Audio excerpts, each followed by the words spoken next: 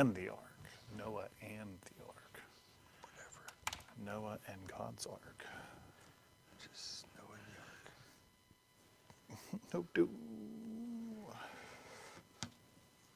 You're bringing up YouTube? Yep. That's not. Oh, it's an ad. That doesn't look like us. All right, I think we are going live. If you can hear us, I'm bringing up Facebook right now, so if you want to leave us a comment or add into the conversation, please feel free. But as always, this is Faith Connection Live, which means it's Thursday night, 7:30 p.m. on the East Coast. We are in central Pennsylvania. I'm your host, Dan Mencer. Pastor Clint Goss is always on my left. Good evening. Tonight is episode 75. Yeah, 75, I just said it earlier. 75, and it's on Noah and the Ark. And as if you remember, we switched over last month. The first Thursday of every month, we're going to try and take your stereotypical children's story, something. If you went to church at all when you were younger, these are the stories Sunday you would have school heard. stories. Yeah, the Sunday school stories. So Sunday school stories, but it's kind of hard to say. So that's what we're talking about today. Now, we all kind of know the story, but I don't know how you want to go about it. We really didn't talk about how we were going to go about telling the story and talking about it. So I'll let you start. Well, how about that? How would you say that the story is told to kids in Sunday school, in church? You know, how is the story? I think the world became bad. God got mad at the world. God sent not the world, people. People of the world, yeah. God sent a flood, but before he did, he told Noah, hey, build a ship, and this big ship's going to have a bunch of animals on it. And I was always taught, here's some crazy stuff. We may say some things that you may not, may never have heard. I know I did when I first talked with you about Noah and the Ark years ago. There was things that I didn't know that were biblically correct, easily in there, and I didn't know they were true. But I was taught that there was, 2 of every animal that went on this big ship, male and female, and it was Noah and some other people. And then it rained for 40 days and 40 nights. I swear, that's about the detail I got whenever I was younger, or at least I remember. I'm sure the teachers were better at teaching it than what I'm saying. It's what you retained. And so they went on a ship for a while, the big boat, big ship. Yeah, they went on this boat for a while. Then the storms passed.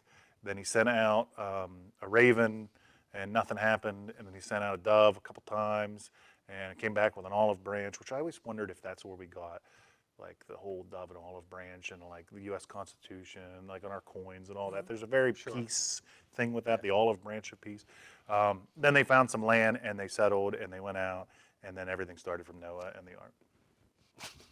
Is that good enough? Was that a good summary? Okay, what's the difference between an ark and a boat, a ship, every other description you just gave for it? Well, I was looking up the actual definition of the ark and then what it's broken down in Hebrew and stuff like that, and it actually leans more towards a chest or if you look at the real definition, it's like a chest, or there was a better word than chest. Chest was like the first word they gave in the dictionary. Like a box. Yeah, a box that you would keep special things in. Yeah, so that's what more Like of the a pirate would keep his treasure in a chest. Chest, right. We would. and then what was the original question? Why am I talking about what it was shaped like? What's an ark? Why is it called an ark and not a boat, a ship, all the other things that you just called it? Yeah, see, I got sidetracked. Are we here? Is this on? This is me every day. But I mean, okay, so I know nowadays we look at the word ark and think of it as like life-saving. Yeah. I don't know if that's because of Noah and the Ark. If we use that term in modern day language, I'm going to it's send an ark. It's something that's going to Look at save. up in Antarctica. They have an ark, a seed ark, they call it, where they've taken an heirloom seed of every plant that they know of in the world, and they've stored it up there, which I think is one of the coolest things ever. Yep, so they can repopulate if necessary. Yeah, in case, you never know. Yeah, even though in the covenant it says that he's never going to flood the earth again. But hey, you have the money, why not build it? Why not? Yeah. Build it and they will come. Yeah. Look at Tesla. But the word ark is just that. It is a another word would be a storehouse or a. So an ark is not a ship or a boat, because a ship or a boat has propulsion, and has a means of steering it, a means of Oh, steering, directing it.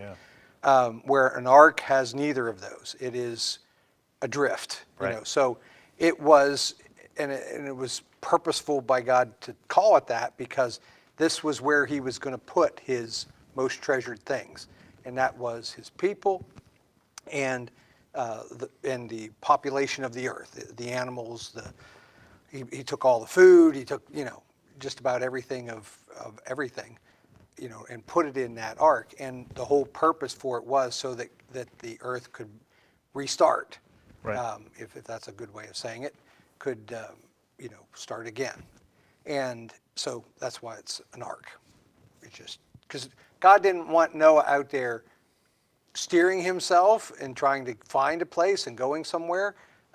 We got to think now it would be in control of God. I Right. mean, the waters that God put there and how he would guide it. I never thought of that, Yep. that it would not have propulsion or steering capability. Yep. And it wouldn't. Nope. That's A funny. lot of times you'll see pictures of an ark and it has a rudder. Yeah, no. And no. Yeah, Because there's the description of how Noah was to build it and what he was to do, there was no description of a rudder. Yeah, I think we automatically look at it There's as no a ship, sails, there was no, just because I think human nature, we have to, it floats in the water, it has to look like a ship. Mm-hmm.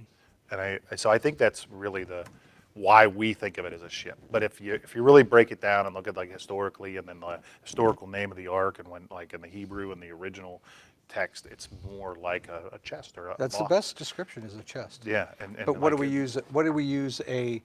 tearing the place down. What do we use a hope chest for?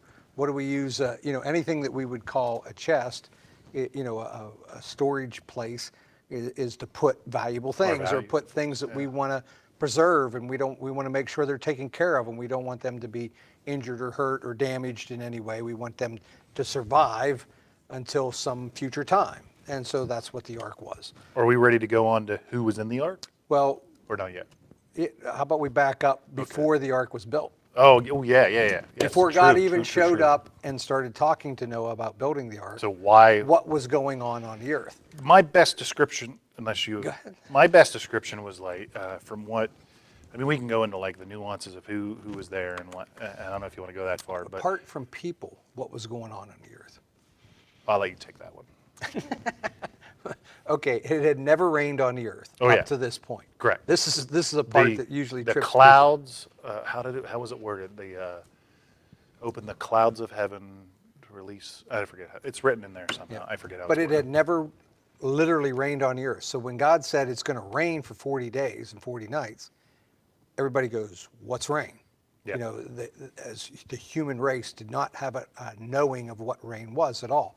And so the earth was watered through dew and what would I call it? Evaporation and condensation, and Osmosis. yeah, it never literally rained on the earth. And that kind of trips most people's Yeah, scientific never knew minds that. out, like, how could it not rain? It 'Cause wasn't a that's thing all yet. we know. Well, that wasn't is a thing rain. yet. Right. And And so when God came to Noah and said, "It's going to rain, and this is what's going to happen. I need you to build an ark." So the other thing was that mankind had turned evil. Yeah. And we see that is a very possible thing, because you just leave man go on his own without any restraints, without any covenant, without any commandments, without any instruction or direction. It says Yeah. in Genesis 6:5. By the way, Genesis 6 chapters, or Genesis chapter 6 through 9 is where the Noah story is. But under 6 verse 5, it says, "Then the Lord saw the wickedness of man, and it was great in the earth, and that every intent of the thoughts of his heart was only evil continually." Yeah. So I mean that's So it went bad. That's It- pretty hard. Like we may have a bad thought once in a while or something we would think would be sinful. Mm-hmm. This was continually everybody on the earth all at the same time. And it was just this perpetuated sin all the time. Yeah. And this is Satan's purpose and desire and mission, is to cause that to happen again. Mm-hmm. And in fact, we go back to Revelations, and it says that when Jesus returns, it'll be like the days of Noah on the earth. It'll be like that men will have their hearts so seared and so sinful and so like it doesn't matter what I do or how I do it. It's. But the people were, we see it on the earth now, is that we can see good people, very moral, very ethical, very good people. But then we also see some very evil people that do very, terrible, horrible, nasty things, not just. And they have no remorse, They have no no remorse, conscience over no it, whatever. word Whether you we're wanna call it. talking human traffickers, serial killers, rapists. I mean, we can go on Right. and on and on with all kinds of things. And that kind of mentality that, I have no one to answer to, I'll do whatever. And that's the way the people were then in Noah's time, was that they were very evil. But what was Noah? Why did God pick Noah? Dan goes, I know why. I got the answer. I was trying to right find here." the word that it was used in the Bible, but Noah walked with God. That was the word. So you got to think Yep. the teachings that he knew of God, because the Bible wasn't around then, but there were teachings based off of books that we read as the Old Testament. And out of those teachings, he stayed in faith with God. And he Yep. probably had a conversation with him. He probably talked with him on a regular basis and had that personal relationship like we try to strive for. Yep. Amen. Well, that's it. All right, we're Okay. done. Okay. Good? Show's that's it. over? Or? Yep. Have a good night. See you next time. Well, I don't know. Where are you going with it? No. So why Noah? It's what was different And I think he about raised his Noah. kids. What- And I think he raised his children that way too. Yeah. So it wasn't just him, and he's actually being a disciple of Christ also, or of God, and spreading it onto his genealogy. Right. So that's a big one. Yep. Definitely, because the whole. What are you doing? You're pausing there. It's like, I was pausing. was there for more? effect. I was waiting. So maybe there was more. With you, there's There's definitely always more. That's why more. you can't pause. Like that. Don't pause, take a breath, or anything, because Dan will just fill it in. I'll fill it in.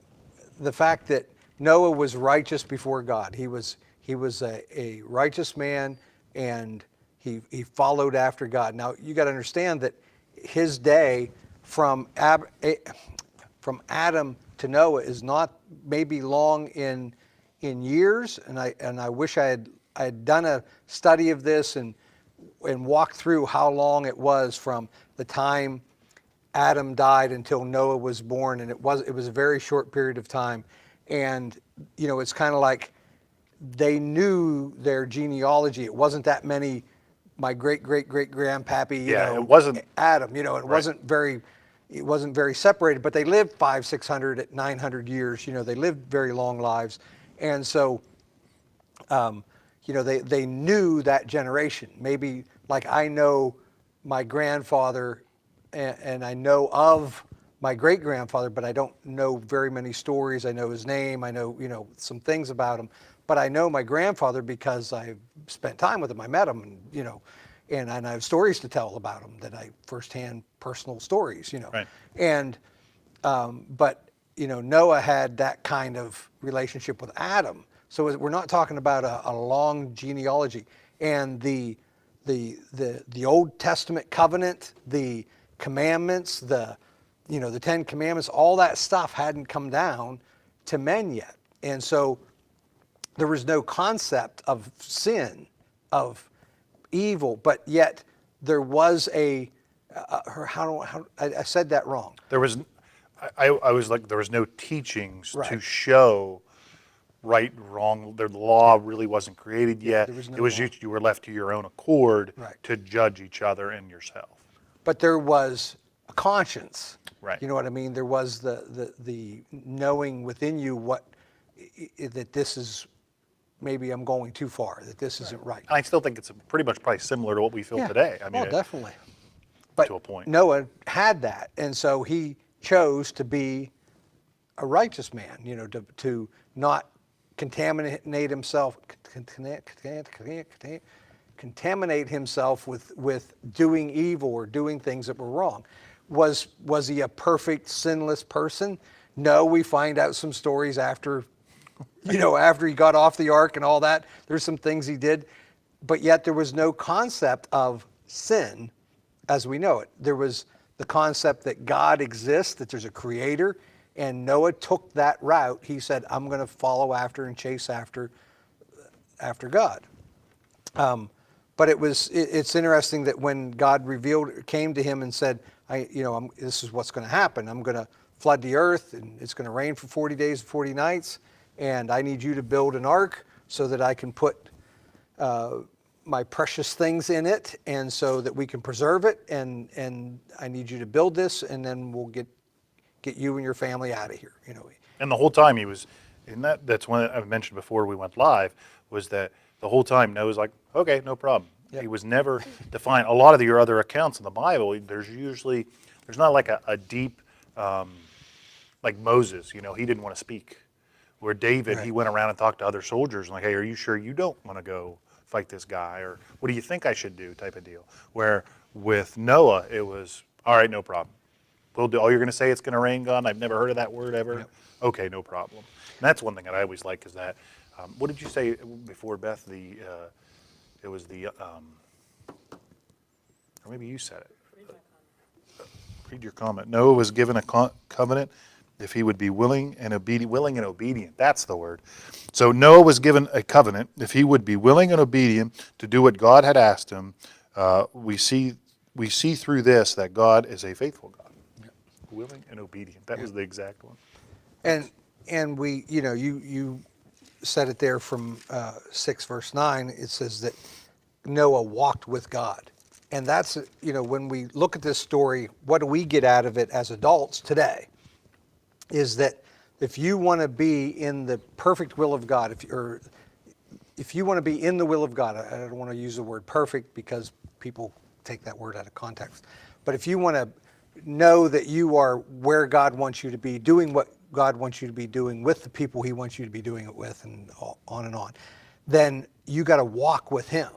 And that is an important part. How did Noah get selected? How did he get picked as being the one who was going to be, that he and his wife and his kids and their wives were going to be preserved? And we find out that his sons weren't the best either. No, yeah. And there's only one that actually, after they got off the ark, followed God. The other two kind of went the other way. And the Tower of, the story of the Tower of Babel, and that was one of Noah's sons that went that way and said, we're going to build a tower to God, and we're going to get there, all on our own ability, our own skills. Yeah, we don't need God. Our own effort. But Noah, he walked with God. And that wording is so important. I guess these are the first few things here, the first encounters, before he actually even starts physically building the ark. We see a character of Noah that we need to develop in our lives, is that we walk with him. In other words, every day we spend time with him. We read our chapter. We spend time meditating the word. We spend time, meditating the word is spending time in the presence of God, saying, God, teach me what you want me to know out of this scripture, this chapter that I'm reading. It doesn't say that Noah came to God in a time of need. Right. It says that he walked with him, which means no matter the hill or the rut or the straight path, he walked with them. And that's kind of what I always get out of that. It's like, no matter the path, he was there with God the whole time. It's like it's like a marriage relationship that is committed to each other, that you walk together. And that's, you walk that path, the same path together every day, whether it's good or bad, or, you do it together. And that's the way we need to be with God, is that we do it with him. We live life with him. And not only was he someone that walked with God, but we read on that when God tells him that you need to take certain food into the ark and do all these things, it's verse 22, chapter 6, verse 22. Thus Noah did. And it's like, he just did what God told him to do. And was it self-preservation that he said, well, if I do this, then I'm going to have an escape from the flood and not be killed in it? Sure. But it's more of this relationship with God, this walking with God every day, that he says, I don't want to disappoint him. I have this close relationship. And if you have a husband and wife and we say, this is what we're going to do on Saturday, we're going to do these things, then I want to walk together with my spouse and do those things. Or, so I want to be with God when he opens up the door. I want to be there, anyhow. But it says that and Noah did according to all that God commanded him, so he did. It's very specific. Yeah, it's very specific. Like if God told him to do something in a certain way, that's what he did. So well, it's like the size of the ark. Yeah. That was a question we had earlier. It's like, well, how do we know the size? Well, it's in there. And cubits is an actual mathematic, like it's a historical number. So we can look at the feet and translate it into metric or feet wherever you are in the world. But when Noah was told build it to this length, he didn't go, well, I want my bedroom to be 3 feet longer. Yeah. I need an extra chair in there. He built it exact. Well, I need room for my hot tub. Imagine if I was going to say hot tub, but I was like, he wouldn't have had a hot tub back then. But imagine that. Imagine that. Yeah, imagine him. But you got all those animals generating methane. You got to burn it. got to burn it. Well, I'm going to get off topic, but one of the big things that when I was younger, when I was like teenager, and you start like questioning things and that, I always wondered like, well, how did he fit all these animals in this ark? Like, how would the lions go up the ramps because we always have that picture of the 2x2 going up the ramp with the giraffes and the cheetahs are there with the rabbits. You know what I mean? And it's like one thing that I never realized, I never really took into account is God is coordinating this the whole time. Yep. He is giving this internal. I don't know. Instinct. Yeah, for perfect animals. Word, for an animal. For an animal, it would be an instinct. To go here, to come here, to come to a place With us, that it would be a leading. A leading, because we have that spirit or the ability to see that. But it's like, so he's leading or giving these instinctual abilities to these animals to show up. Yeah. So could he also not take away their instinctual abilities? Well, he did. To want to eat, want to be hungry. A lot of scripture, or a lot of scholars, biblical scholars, there's nothing biblical that references, but they believe that these animals went into like a hibernation when they came onto the boat. And then it's like, so like imagine a bear in the wintertime. They can go and lay somewhere and be completely fine for months. So imagine if every animal did that. It would be pretty easy then. If every animal just took a nap for however 100, 120 days or however, or 100, 120 years. No. Or how long was he on? What was the total from 120 years? 120 years-ish. From the time they got on the ark till they got off. It was 120 years to build it. Was it 100 days? 100 days, I think. It's 100 or 100 plus days. Because there was 40 days of rain. Right, and then it subsided. Right. But then the waters had to go down too. So we'll say 100 days. I think it's around there. I'm pretty sure. So for 100 days, if they all just slept, it'd be pretty easy to take care of. I could do that. I could do that. Yeah, it's like, right? So that was always a big thing. Was like, how would they ever? So if God can command them to instinctually go somewhere, He can also take away they could walk side by side and have no problems, and be maybe even in the same. Because people were like, well, they could build crates or separations and stuff. It's like that's never really specific. He may have, but it's like, or it could just be one open tier, 3 levels, and one for the animals. They could all just be down there together. Keep all the carnivores in one section and all the plant eaters in another or something. I don't know. And plus, you got to think too, it's like, well, how many, another thing that I always thought of was like, how could this boat, because I mean, you can get the size, and it's like, well, how could it have got every animal on the earth? And then we're talking birds, and we're talking creepy crawlies, which that's pretty easy. You can get them probably in a mason jar. I don't know, everything. But I've also been, since it was so early in the creation of Earth, a lot of people believe that like the different types of species may not have what word do I want to hear developed. So like they're like how we look at dogs today. There's hundreds and hundreds and hundreds and hundreds of dogs. And you go back 40 years ago, there was never a what's the new one? The poodle and the Shih Tzu? I don't know. No, the one that you like. It's a poodle and something else. A golden retriever and a poodle. So it's a golden doodle. That's a thing now, Snickerdoodle? right? I like snickerdoodle. Those weren't around 40 years ago. So it's these things that we have. So there may have only been how many species Yeah. of, and they haven't broken off into 10,000 lizards and 10,000 different birds and that's how I look at it. Mm-hmm. So there might have been a lot less numbers too.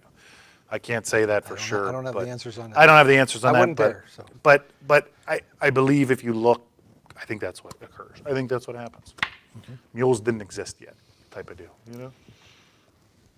because they're a species of a horse. Right, maybe zebras and horses. Right. That's what I'm saying. Like, so maybe there was less species. I don't know. I'm trying to go somewhere with that. You're not really feeding it. Well, okay, let me ask you this. How did they get on the ark? And I think that With a ramp. how was it taught in Sunday school, Beth? Like that Noah went out, he and the boys went out and gathered up the animals and brought them into the ark? Pardon me? He brought them in 2 by 2? Yep. Scripture says that they came on their own, that they weren't herded, they weren't gathered up, they weren't collected. Right. That's how I was. Like, they put the ramp down and they just doop, doop, doop, right up the ramp. But they No problem. they were managed as to what came on, how many of each kind, and made sure that they were male and female. If they were of the animals that were two of, that they were male and female, and it was very specific how they got on there. Yes. The waters prevailed on the earth for 150 days. 150 days. So they had 40 days of rain, 150 days. So it's 190 total from the time they got on the ark until they got off of it, basically. Or maybe the water started It was a long on day time. one. It was a long time, Yep. but it was less than a year, about a half a year. Yeah. I would say. I always heard somewhere around that, like the 100, 120, but now it's 150. So we'll have to maybe next week we'll come up with a better answer At for the that. end of the 150 years, the waters decreased.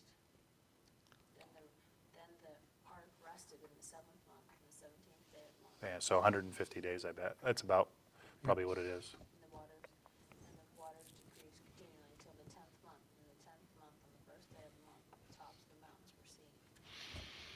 It was a long time. Yeah, so maybe close to a year. It was a long time So we'll before they. I'll look that up, and next week maybe we'll make a little note at Mm-hmm. the beginning. Genesis 7 Genesis 7 and and 8. 8. All right, so we'll look Yep.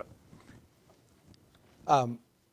Where was I going? So the animals got on the ark, and as we were saying before, they weren't. Not every species was only 2 of each.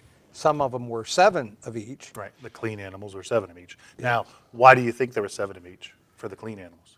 Because they were used for sacrifice. That's what I thought. Yeah, that's what I got out of it. That when they got off the ark, they were used as sacrifice, as praise to God. Yeah, because that's right at the end. That's Yep. before, right before God makes the covenant.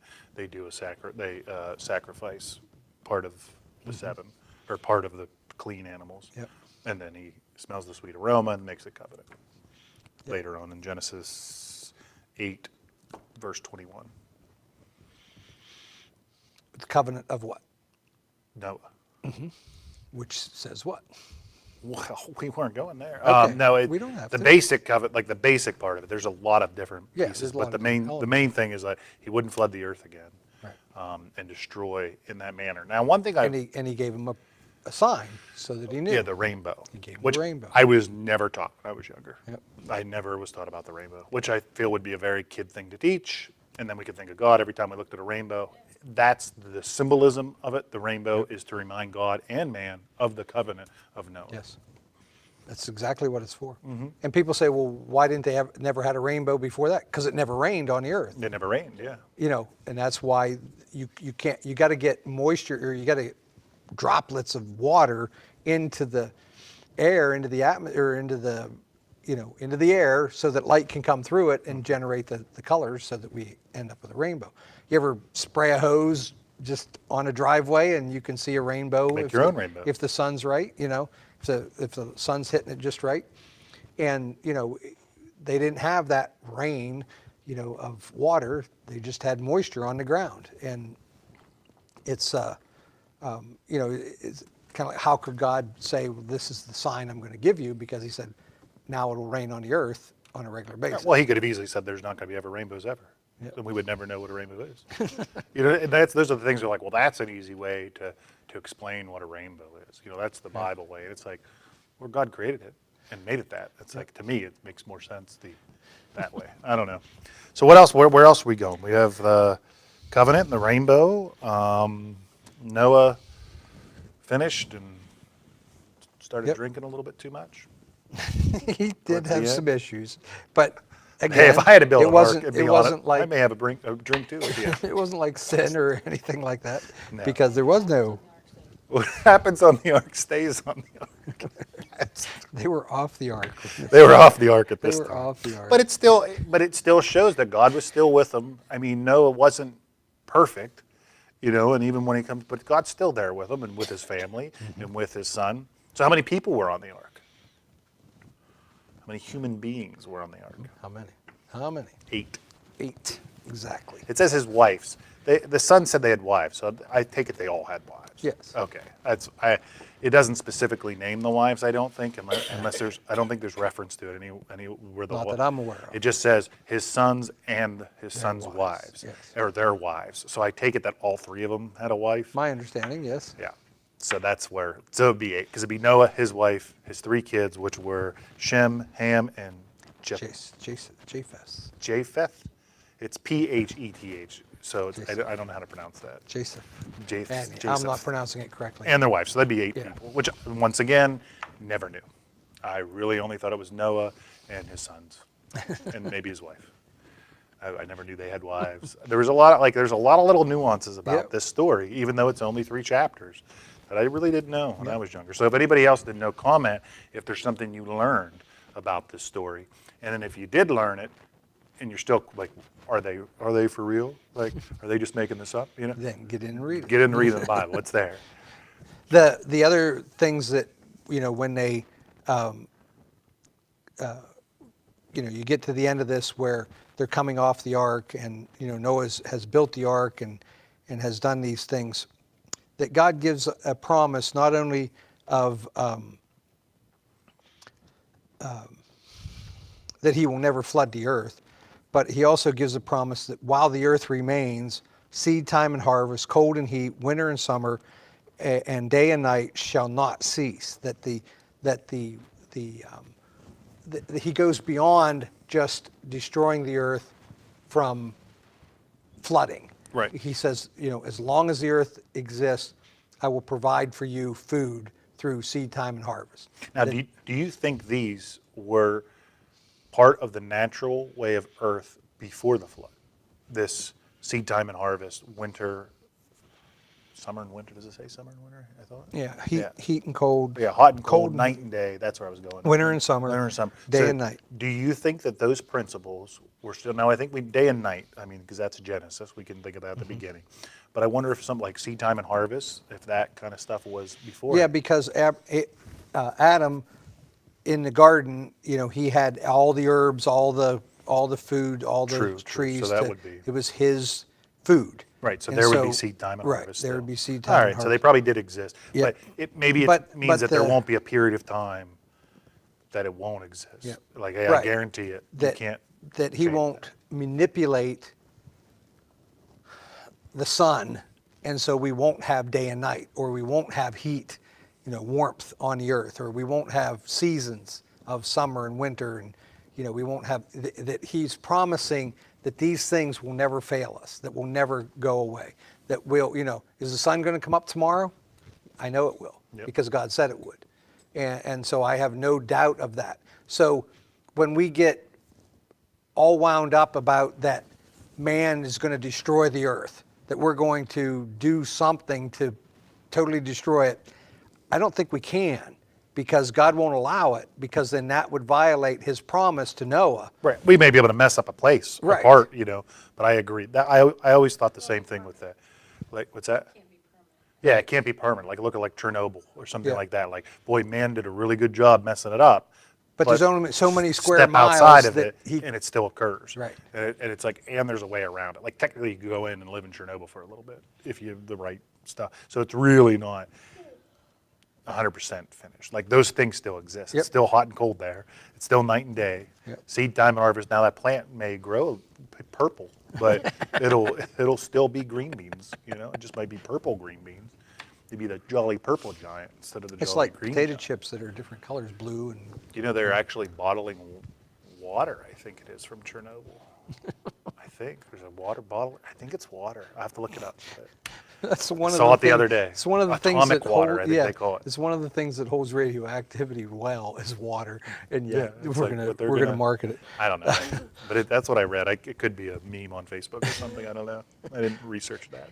But then we jump into verse 1 Sorry. out of chapter 9. It says, "So God blessed Noah and his sons and said to them, 'Be fruitful and multiply and fill the earth.'" And that same command is what he gave to Abraham, or to Adam and Eve, is to fill the earth, is to multiply, is to not only generate babies and people and have that, but it's also the care, he didn't say this to all the animals because their instinct was to do that. But he made sure he said it to man. This is what I want you to do now that you're off the ark, is to be fruitful and multiply. And so being fruitful is a term that tells us that we are to be productive in life, not just in reproduction of our species, but in everything that we do. And so, that's why we train animals. That's why we, what do you call it when you help them have more babies? Animal husbandry, Husbandry, and all those kind of things. Why is that in man to do those things? It's because the command that God gave Noah, and that got passed down generation after generation, that's within us to do these things, is to redo plants and grow flowers and grow vegetables and grow these things.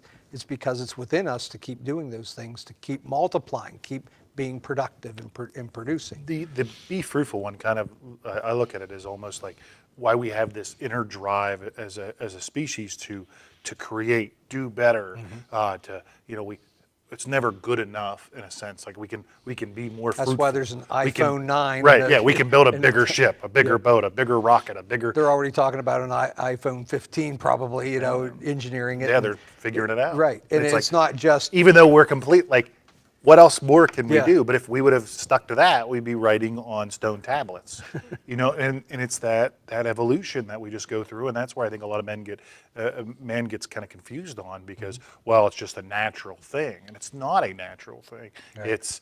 You have to choose to do it. You make a choice to put time and effort into something and push it forward. But there's a lot more to this story than what we can cover. Yeah, and we're already way over. 37 minutes. I actually thought it was a lot longer than that. Comments. I got some comments here. Noah wanted to please God. You have to press play on YouTube, on your pause. What am I doing wrong? So Noah wanted to please God. We know that faith pleases God. I've been studying at my church the 40 days in the world, and have been reading Philippians every day at home, and I'm proud of who I am in God, and He is in me and my family's life. That's really good. That's exactly where He needs to be. Hebrews 11:16, without faith it is impossible to please God. That is true. It is very true. And that faith, it's tough. It's tough sometimes to stand on something that is... Yeah, well, can you imagine Noah in his day? Yeah, imagine.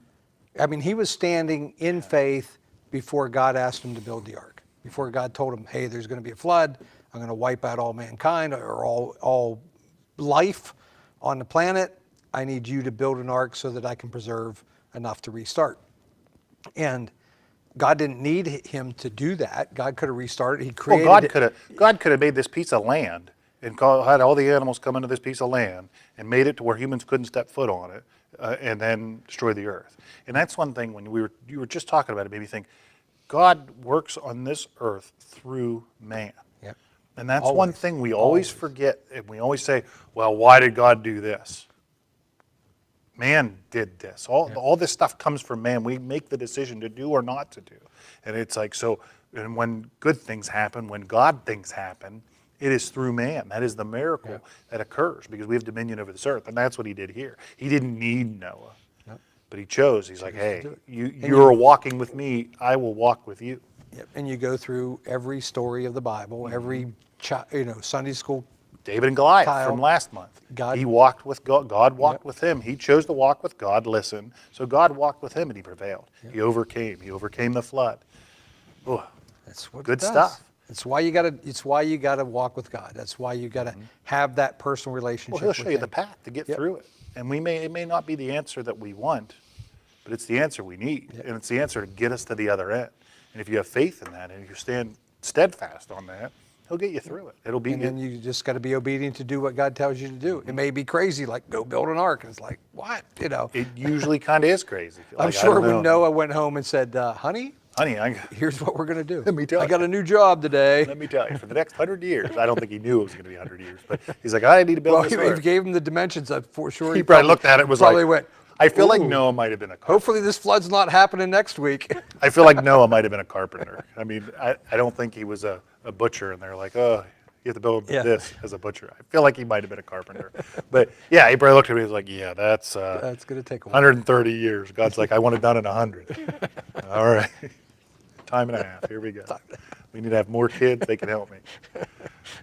Maybe the elephants brought in like All right, timber. end this. Yeah, we got to End this. Anyways, guys, please do your comments down below. If you have anything, we've been getting some comments on some old videos, so we'll answer them and we'll message you back and stuff like that if you bring up some good comments, or maybe there's something we didn't talk about that you got from this. Oh, there's a lot. I'm sure there's. Yeah, a lot. that's something that speaks to you in this story. In this, I hate using the word story. An account in this account. So please feel free to message, comment, like, share, subscribe. We're on Facebook, YouTube. Check out our website. We have Connect cards on there if you want to reach out and something we can pray with you on, not for you, but with you. That's what we like to do here at Faith Connection. It's faithconnection.church, real easy to remember. Visit Faith Connection on Facebook is our link, and they're also down below. And look for some new things ahead. We have some new plans and some new ideas. So as always, thank you for tuning in and joining us and just fellowshipping in the Word of God and learning some more. And as always,